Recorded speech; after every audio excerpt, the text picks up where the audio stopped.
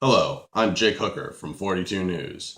Tensions are rising as the hearing for H.R. 1010 gets closer. The bill outlines raising minimum wage to $10.10 over the next 2 years and indexing for inflation, and raising minimum wage for tipped employees to $4.50 within the next 2 years.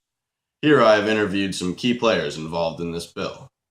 Do you think the current minimum wage is a livable salary in today's economic state? So that's working a 40-hour work week at $14,500 a year. Absolutely not. But whoever said that that's what a wage was supposed to be. I worked in a summer camp when I was a teenager and I was going to school. I worked at a summer camp. I wasn't expected to live or buy a house or do anything else off of that.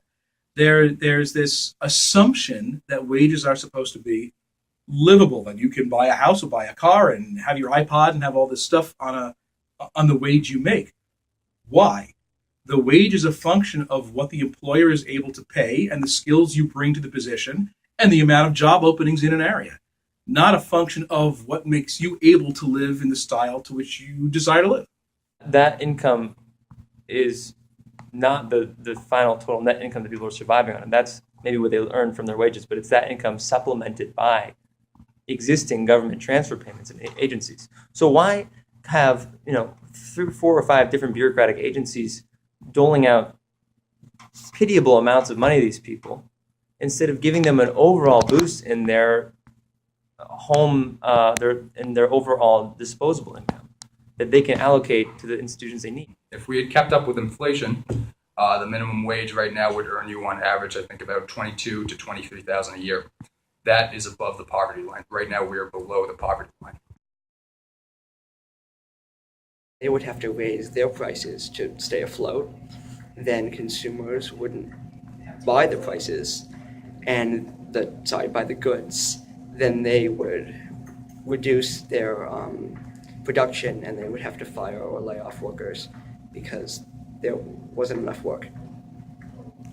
It is going to affect small businesses. I'm not going to straight out come and say it's not because it's a lie.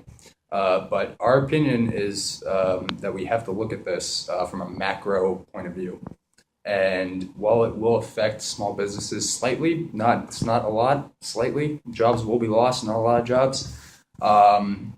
The overall benefit for our national economy will far outweigh the possible downsides. The 1010 is a gradual increase, so small businesses won't immediately be affected, and I think that by the time, if it went straight to 1010, they would be negatively impacted. But as it's a gradual increase, they'll have time to adjust their companies accordingly and to find a way to meet and absorb that cost. But initially, I'm sure some businesses won't be able to meet it, and that will eliminate a small percentage of jobs. That amount, though, I have to stress, is slight. In terms of its effect on small businesses, there's a very strong likelihood it's going to hurt small businesses. A lot of people, when they think of minimum wage, they're thinking of Walmart workers and McDonald's workers, and they think of the large corporations who can, quote unquote, afford to give raises to labor. But something like 96% of all the businesses in America are small businesses that are operating on a shoestring. And very often they're the ones who actually are hurt more. So there is always the chance that you could actually create a government advantage for large corporations over small businesses by requiring an additional expense that corporations can absorb, but that small businesses cannot. 0 to slight job loss in the immediate, and an overall boost in demand, followed by a match in productivity, which will be a net increase in productivity and employment without an increase in prices. So what you get with an increase to, when you increase the minimum wage, it's essentially a government transfer payment, which is a basic tenet of Keynesian economics. You're stimulating the economy by giving consumers money to spend. They will spend the money.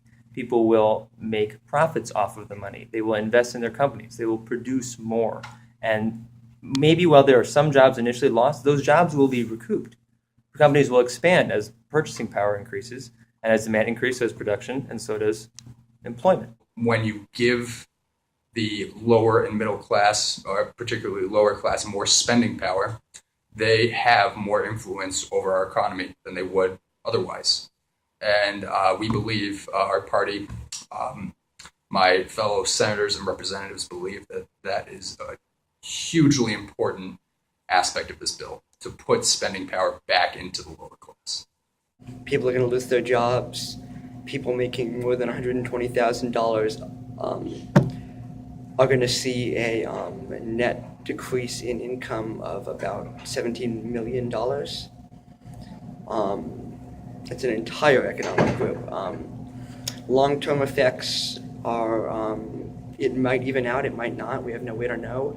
But all I know is that short-term effect that some people, maybe not a lot of people, but there's going to be about 500,000 to up to 1 million job losses.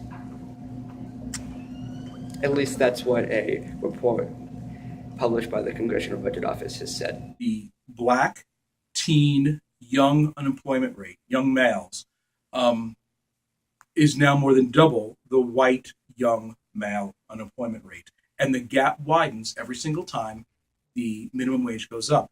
And again, rightly or wrongly, it is often due to a sense of institutionalized racism within the business community, that they let go who they see as the least skilled, or the